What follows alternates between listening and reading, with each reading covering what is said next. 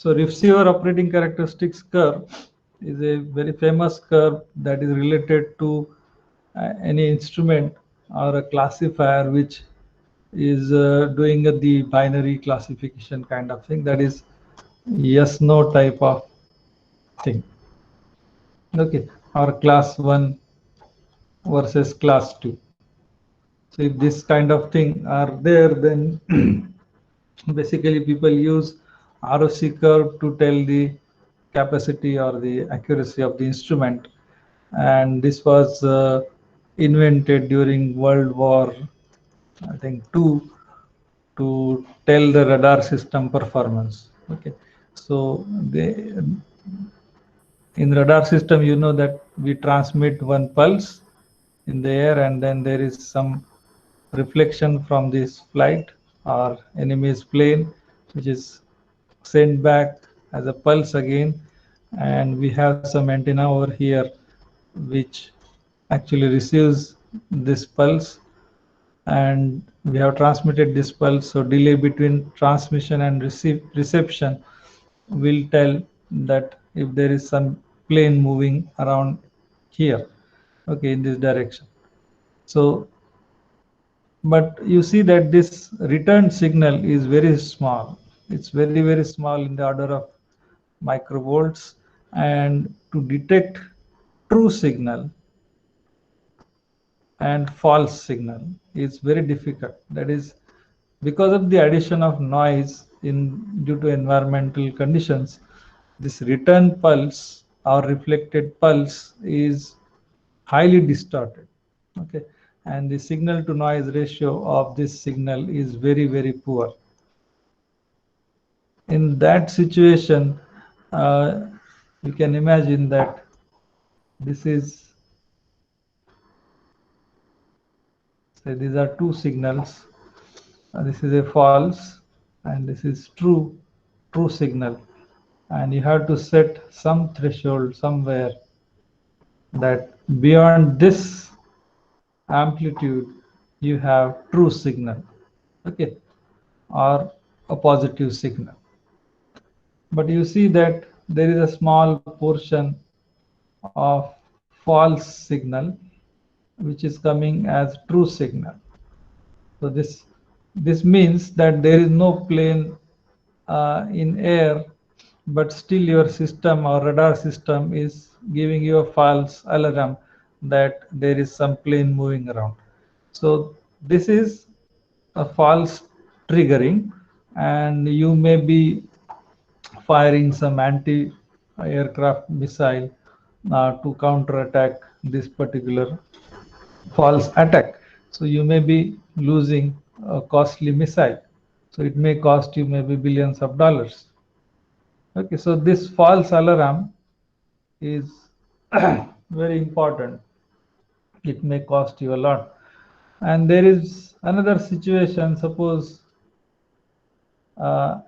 you can think about this portion, this other portion, that there is really a signal coming from enemy's plane, but you are saying there is no plane. Okay, so if I zoom it properly, see there are two regions.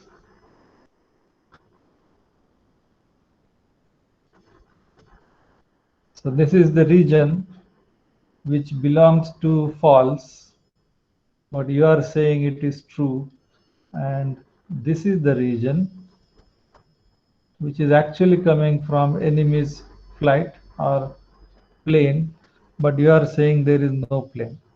Okay, so both things are dangerous in this case, and if you miss this plane, then it can create a lot of chaos in your region.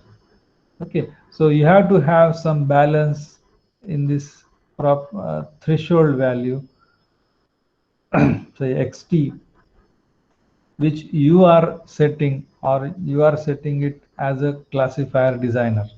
Okay, you have to take into account all cost into account, and what will be cost estimation to have fire of a missile versus the lives of your citizens. Okay, so this is a very sensitive issue, and from that this ROC concept has appeared.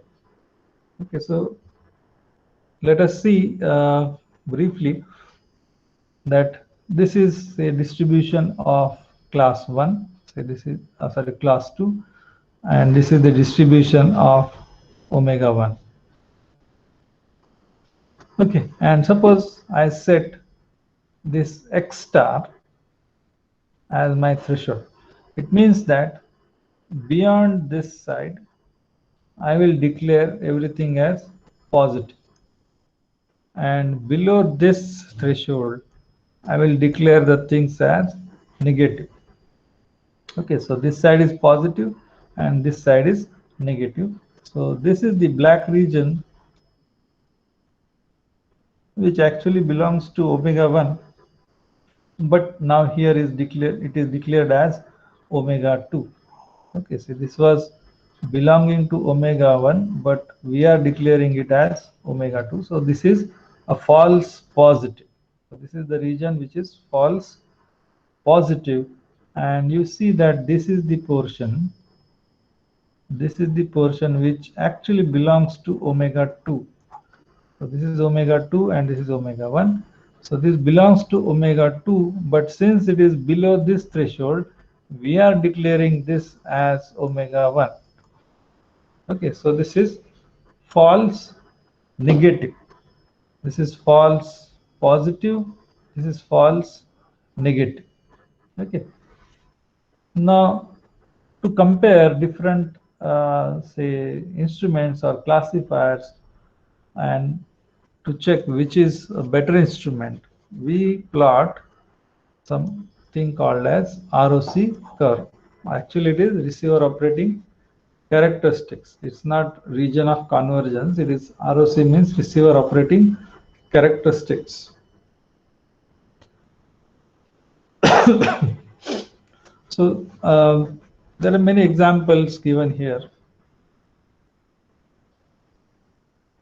Correct acceptance, incorrect acceptance, correct rejection, and correct incorrect rejection. So there are 4 possibilities in ROC in case of a classifier. That is, we have true positive. So this is the portion, say, which belongs to omega 2, and this is omega 1, and we are setting, say, this, let us say, x star here. This is my threshold. Above this I will say omega 2, and below this I will say omega 1. So you can see this is the portion of this omega 2 curve which is correctly classified. Okay, so this is true positive.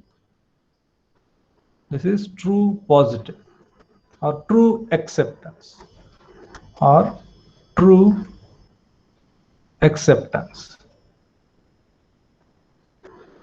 Now this is the region which is the portion of omega 2, but since it is below this line, we are declaring it as omega 1. So this is false negative. Okay, this is, say, true positive, true, so I will write here true positive. We write in short as TP. So this is true positive, true acceptance. Names are different, but they are the same terms. So this is true positive. So we will follow this convention. This is true positive, and opposite is true, sorry, false negative. True positive and false negative. This is resulting due to the split of this omega 2 curve. Now there are 2 things which are happening to omega 1. It is this portion which is called as true negative. So it's really omega 1 and you are saying omega 1. So this is true negative. and this portion which is beyond this threshold limit, say beyond this line, but actually belongs to omega 1, say this one. So this portion of omega 1 is false positive.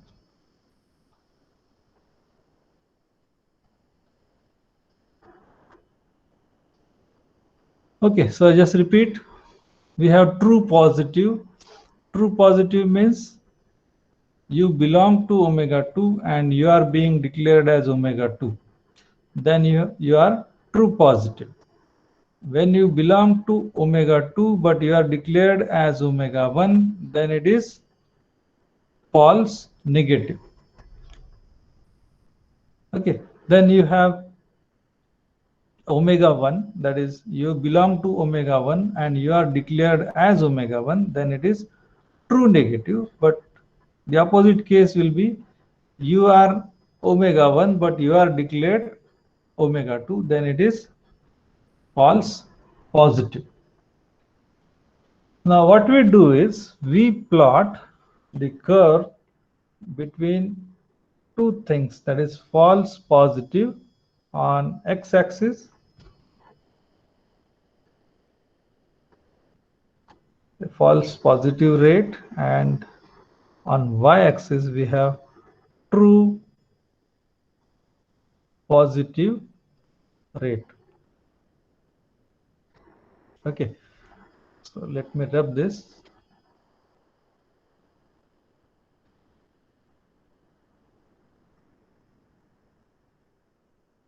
So what we are doing, we are plotting this thing, this curve,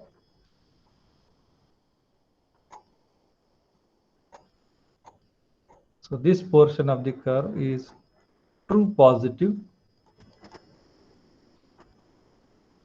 so which is on y-axis, versus this false positive. So false positive is this particular portion of omega 1. So this will go on y-axis and this portion will go on x-axis. Okay, so you can see this is x-axis and this is y-axis. So this is true acceptance and false acceptance. Now you will see that we have here different T's, are actually these are thresholds. For every threshold there is some you can say curve. So this is the distance between two classes actually. So let us take one example so that these things are more clear. Now suppose I take this is omega 1 and omega 2 is quite far. So this is omega 2. So here, this is some ideal case where omega 1 and omega 2 are quite separated, and this is your x variable. And now suppose I start, let us say from this end, this is my x star. That means everything above this point I am declaring it as omega 2, and anything which is below this point is omega 1. So what will happen for whole this curve, this is the omega 2 curve, every portion is properly classified. All the points of omega 2 are classified correctly 100%. Okay, so true acceptance or true positive is 1 in this case. Everybody is properly classified. What will happen to omega 1? So actually this belongs to omega 1, but since it is more than this threshold value, it will be completely classified as omega 2. So this whole portion is wrongly classified.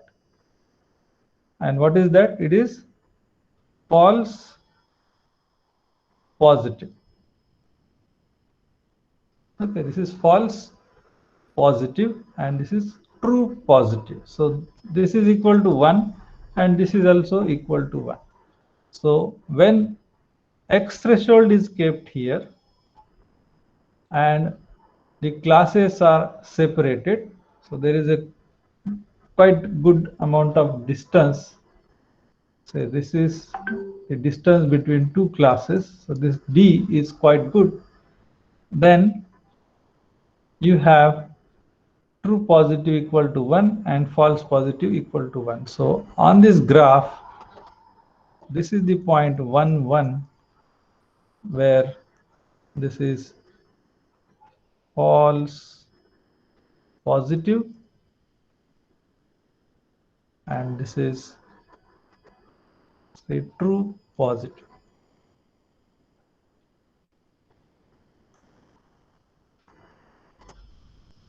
Okay, so you are here now.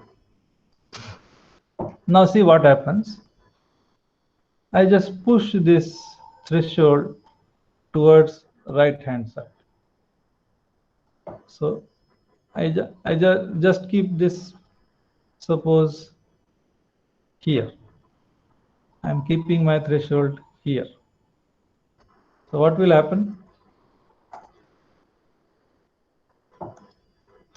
So if I keep my threshold here, this much portion of my omega 1 is now correctly classified and this portion is wrongly classified. This is classified as omega 2, but actually it is omega 1. So my false positive is now reduced. Okay, and true positive is say.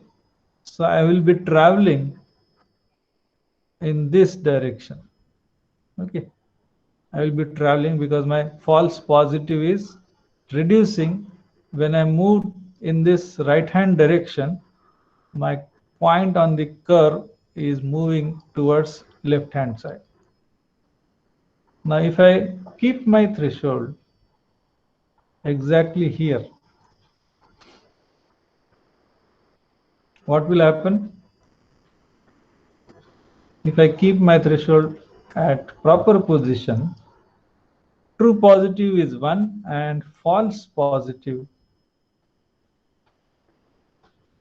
is equal to 0. So no portion of omega 1 is declared as omega 2.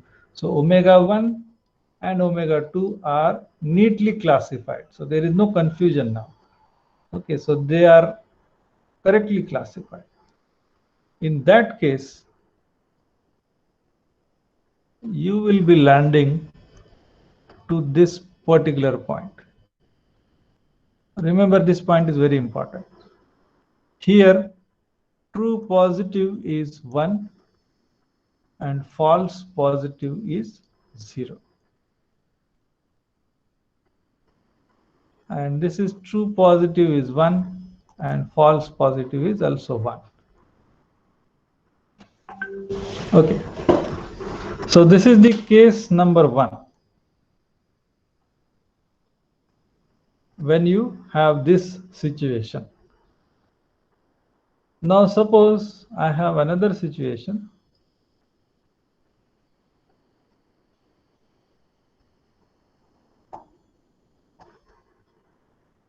Say this is my omega 1 and this is my omega 2. So they are now not separated. So distance is now reduced. Okay, suppose this is from D5, then this is let us say D3 or D2, whatever you say. Distance is D5 is greater than D3. So what happens? If I start moving my X threshold from this point towards right hand side, if I keep on moving my threshold from left side, extreme left to extreme right, you will see that during this portion, I cannot avoid error now since these two classes are overlapping. Maybe this is the Bayesian point which is producing minimum error. So this portion you cannot avoid. So this is false positive. So this is the X threshold, X star. If you keep here, this will be false positive, and remaining curve of omega 2 will be true positive. Okay, so this is not equal to 1. So true positive is less than 1 and false positive is very close to 0, or it is near 0.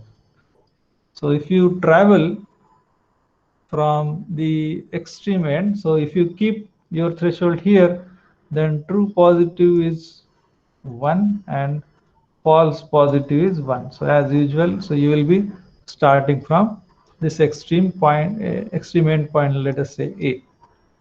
So if you move now towards your right hand side, this false positive will keep on falling down.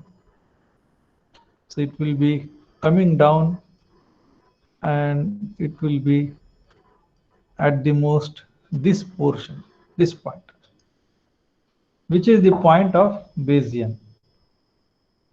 This is the point of Bayesian decision. Now if you again move, then what will happen? True positive will come down. So you will be coming down like this. Okay, so you cannot go up to point this one. True positive is 1 and false positive is 0. So false positive is 0 and true positive is 1. So the ideal point is, I can write here, ideal point is 0 comma 1. Okay, so you cannot reach this, but you can go up to this point, which is the best point. That means you go with Bayesian and keep your threshold here. That will be the best possible for this given situation. Okay.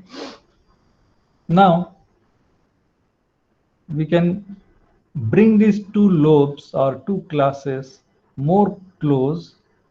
Suppose I do like this. So this is omega 1 and this is omega 2. So this distance between two peaks is now still reduced. Let us say it is d1. Then if you have x star, which is going from extreme end of your, say, left hand side, and you move this x star towards the right hand side, you will see that this is the x star position which produces the minimum possible false positive. So this is the false positive area. You cannot go less than this, and this is the optimal Bayes decision area. Okay, now the other one, see this graph is true positive. So you can see that when you travel from extreme left hand side end towards the right hand side, you will be following this path.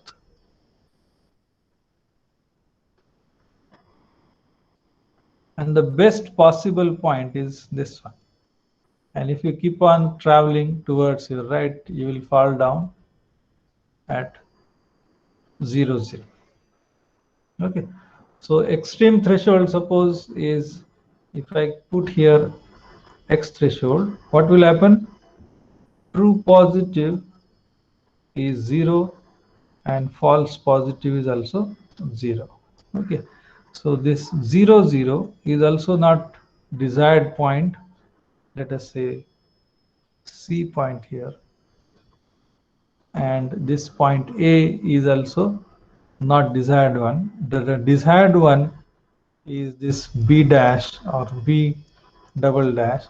Actually this point B point, which is the desired point, ideal point, which is 0 1. Okay, so as for which one is good classifier, say curve number 1 or curve number 2 or curve number 3. Suppose I rub these things, we have now 3 curves rather here. Say out of this D1, D2, D3, which one is good? So the curve which is very close to this ideal point, say this distance, if it is less, then the curve is better. So the good equipment is this one. This D3 equipment is good one compared to D2 and D1. Okay, so this distance, if you are bringing it down, then curve is falling down. So if you bring these two things more close, then you may have another curve like this. Now suppose I take the worst case, that this is omega 1 and omega 2 is also same. Okay, so hardly there is any difference between omega 1 and omega 2. So they are same. Then you will have this line. This is the worst possible classifier. So this portion is true positive and same is false positive. Okay, so true positive is equal to false positive. So that means this is a straight line between them. So this is the worst possible classifier. Okay, so the classifier actually uses features to represent the situations, false situation or positive situation, and say for this curve number 1, you have extracted such features that they are quite separate. They are quite separate and you have very good result because of their separation. So you can easily find out which is class 1 and which is class 2. So this X obtained in instrument number 1 is good. Your sensors are costlier sensors, so they are very sensitive and you have very good X representation. So this instrument will be costlier because the manufacturer has used very good sensors, sensitive sensors, so that he is able to separate the class 1 and class 2 very easily.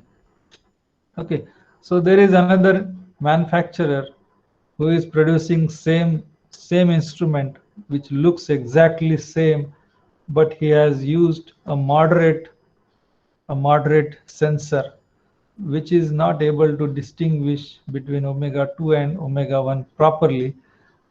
He has a good kind of overlap between the two classes, and say this is the instrument number, say 2, so which is cheaper one, but working wise it is same, and working wise means it is doing the job of separation omega 1 and omega 2, but practically efficiency is less. Now there is third instrument, this one, which has very poor sensor, low quality sensor, very cheap sensor. and this has very good amount of overlap between omega 1 and omega 2. Then you have this ROC curve number 3.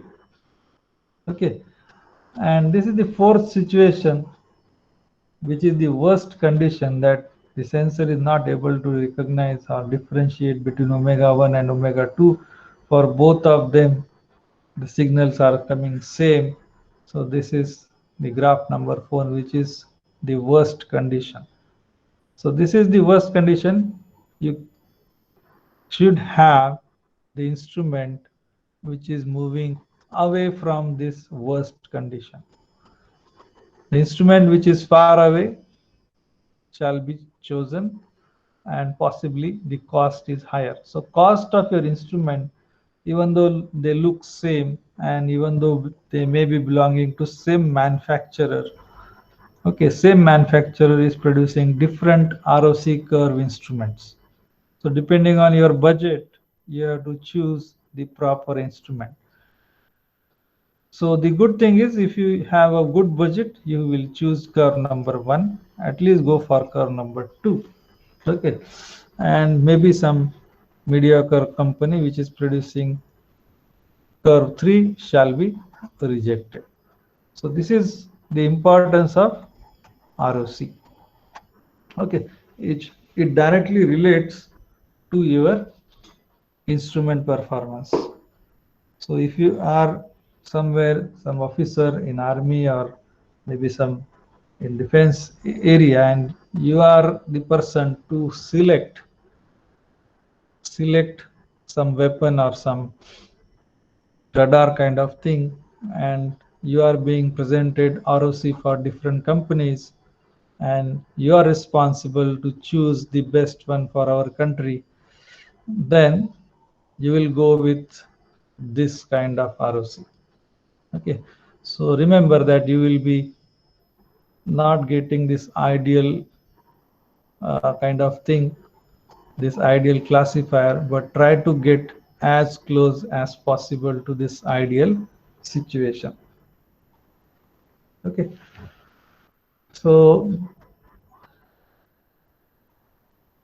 there is next point, Bayesian belief network. I think I should start this tomorrow, so we will stop here. So this is another network which is based on Bayes rule that we will see tomorrow.